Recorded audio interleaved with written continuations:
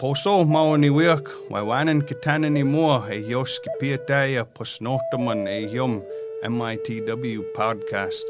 A yospis piataya posnapi notaman e ne hisikimaka e yoso matnamin e hakihi.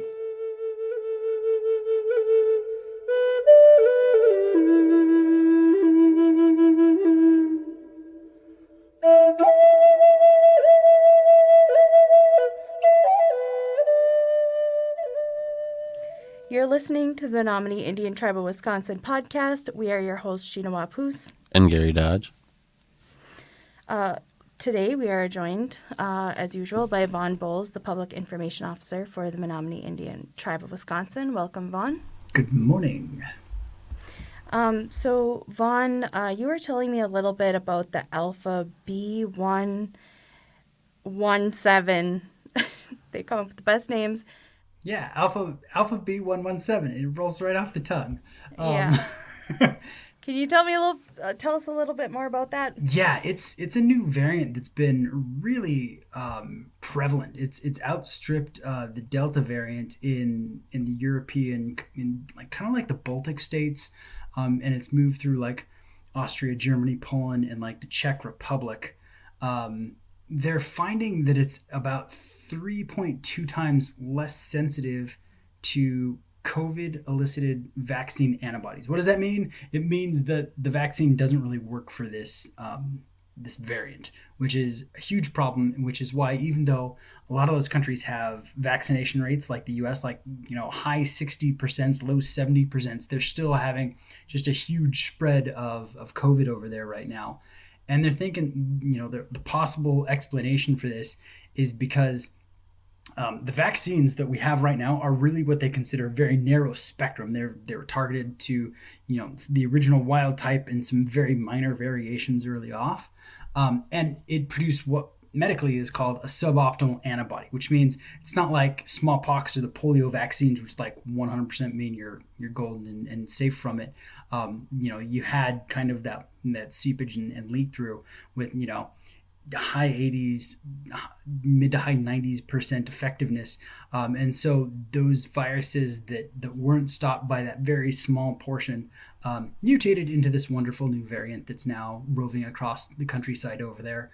And so knowing that vaccines might be less effective against this, people really should consider, diet and exercise, weight management, vitamin intake, the other things that you do normally to keep yourself healthy, and definitely things like smoking cessation.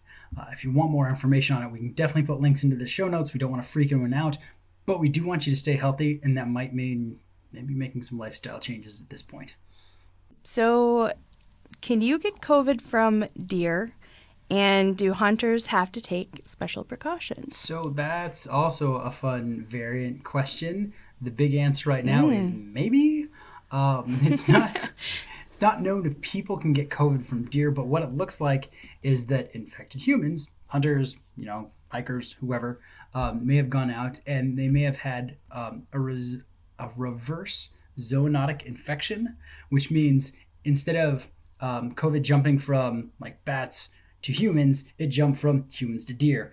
Same kind of thing happens with dogs and cats sometimes, but they don't think at this point the deer are a good host for COVID, and they don't think that they can infect people. But out of the number of deer tested, they found that about 40% of them had COVID antibodies in them. Yeah, it was really high. I was super surprised. Wow. Yeah, they tested in Michigan, New York, and I believe it was Pennsylvania. And so, just keep in mind, go out there healthy. There are places to get your deer tested if that's something you want. If you want more information on it, you can look at like wildlife.org and stuff, and we can send information out about that as well. But right now, they don't think we can get it back from the deer. We can only give it to the deer. So sharing's not caring. Don't get the deer COVID, everyone. One of the things that I saw when people were talking about this was because it rapidly spread through the deer population, just kind of how we were talking about the other variant that, is more that it's spread, like the more chances there are of variants being, or mutations. Right. So is that something that could be a problem too? Yes, it is actually. The more types of hosts that are available, and the faster it spreads, the more possibilities for mutation. I know deer aren't big on washing their hooves, so that is. They're not known for that, no. Yeah, they're not known for that. Not like raccoons. They're good about washing, but that is a possibility. So that is a potential thing that's out there. Okay. So I saw in the news that some states are basically allowing the booster to be distributed to anybody. Is that something that the tribe could do as well, considering our sovereignty? Yes, we are actually doing that right now. Okay. I didn't know that. Yeah, we just started this week essentially. So okay. I actually got my booster shot this week. Yay for me, I guess. I go take care of some things over there, and so I got a booster. So fun. Yeah, I got a booster and a flu shot. It was wonderful. It got me in both arms.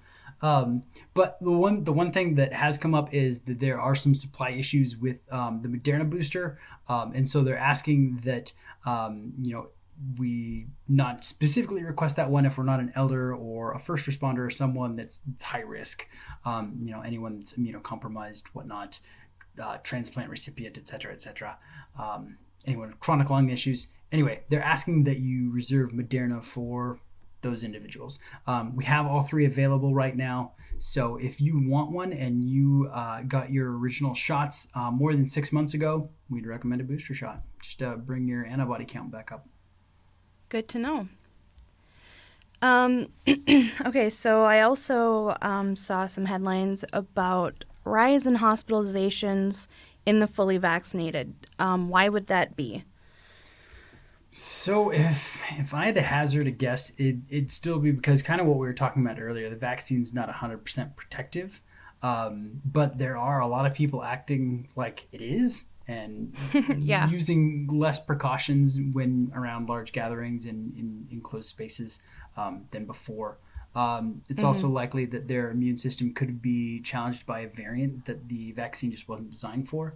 I mean, there's only so much testing we can do for like the genomic sequencing of variants. So there could be variants out there we don't know about that are a little more adept at slipping past the vaccine. So those are two possibilities for why we're seeing fully vaccinated people being hospitalized right now. Could it also be kind of the timing of, like you were talking about, antibodies kind of wearing off? Yeah, that's definitely one. I know I didn't realize, I'd forgotten that I got vaccinated clear back in April. So they usually see the immune response dip down after about 6 months. So it was about time for me to do that. If you were, vaccinated in the, early to mid-spring, might consider that again and stuff for the same reasons. Okay. And we had the big change of children, 5 to 11, being able to receive the Pfizer vaccine, right?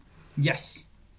So how many children in our community have now been vaccinated since that's come through? So we were initially sent 300 doses. We've given all of them out at this point. In addition, our 12 to 15-year-old population has 94.6% of them have had at least one dose. So we've done a pretty good job of working with our youth and our parents in vaccinating our children and trying to get them a level of immunity to COVID. Sure. Are we currently in a surge? Kind of. We're kind of in a plateau. Okay. We had some cases spike last week of October, first week of November and stuff. Kind of, we were looking essentially at Halloween and stuff like that, but the cases have dropped down a little bit. I mean, they haven't bottomed out like we'd like, but it has been declining over the last week. So, with the distribution of the checks, have we seen an increase of COVID cases locally? Not really, and I was thinking about that earlier. We wouldn't really consider that a spreader event unless someone came in incredibly sick and coughed all over everything we mailed out. So we haven't really seen it increase so much since that distribution, which is good. I was thinking more like people going to the bars, people shopping. Oh yeah, that's Yeah. it's probably a more realistic. Man, I was much more happy on that. Yeah, no, I haven't seen that lately. So We wouldn't know though for like, 2 weeks or I guess so. we'd start seeing Yeah, it we'd start seeing it next week. early next week. Yeah. Yeah. So I maybe know a lot of Gary. people went out after that. Oh, Yeah, that's what I figured. Thanks for the heads up on that. We'll I'll tell Dr. Schlegel. She'll be thrilled. What are some ways to keep families safe over the holidays? You know, if you're worried about coming to visit, like family coming to visit, or if you're considering travel, consider a COVID test beforehand. Know whether or not you don't have it. Can't stress hand washing enough. Also, outdoor activities where possible. I know the temperature's kind of dropping, and that's not as viable as during the summer around like 4th of July and stuff like that. But the outdoor activities are considered safer than indoor ones. So that take vitamins. Okay. Yeah. Maybe get a booster. Get a booster. If you can. Thank you, Sheena. Thanks for that plug. Speaking of activities, are there any COVID-safe activities for families to participate in? They could always try like hide and go seek, run away from your family, or, I know a lot of people hunt this time of year. Great activity they can take part in. First thing that came to mind was Zorb balling, which is like putting yourself in a giant bubble. But that's not really practical. So, anything outside, anything that doesn't involve a lot of close contact or sharing and shuffling things that everyone would be touching, probably pretty safe. Okay, and then on a lighter note, what's your favorite Thanksgiving dish? Oh man, I'm a pie fanatic. Such a pie fanatic. I shouldn't be, but I am. And then a close second is a turkey that's cooked in something called an emu. It's like an in-ground oven. So good if you've never tried it. And what? It's like a deep pit, like an in-ground oven. No, what is it? What is the name of it? An emu? I was. Yeah, you'll have to Google I it. thought you meant the bird. No, for no. a second. It's like what? Yeah, Where are you getting emus try from? emu for Thanksgiving, everyone. It's a little big bird. The drumsticks will really get you. So, yeah. So that's what I really love for Thanksgiving. Every year I make this pumpkin pie recipe that's got like ginger snaps Oh, that sounds great. as like the crust, and oh man, it's so good. It's kind of a process to go through, more difficult than like your typical pumpkin pie, but it is worth it. That sounds worth it. Gary, how about you? What about you, Gary? Bacon wrapped turkey. I approve. Everybody's all about bacon turkey. wrapped turkey. Birds. And then cheesecake, cherry cheesecake. Also a great one. It's a good one. Good call. I have to say, I really like stuffing. I know some people don't, but I really like stuffing. Me too. That would probably be my favorite one to eat. The pumpkin pie is kind of my only staple to bring, so. Anything else you'd like to add? Stay safe for the holidays, everyone.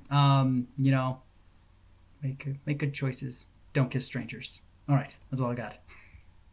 Waiwanan for listening to the Menominee Indian Chapel Wisconsin podcast. You can find us on Apple Podcasts, Spotify, and Stitcher. You can also listen to the podcast on menominee-nsn.gov under the Community tab. Keep up to date by following us on Facebook at MITW Podcast. If you have any topic suggestions or questions about COVID-19, you can send those in to us at podcast@mitw.org.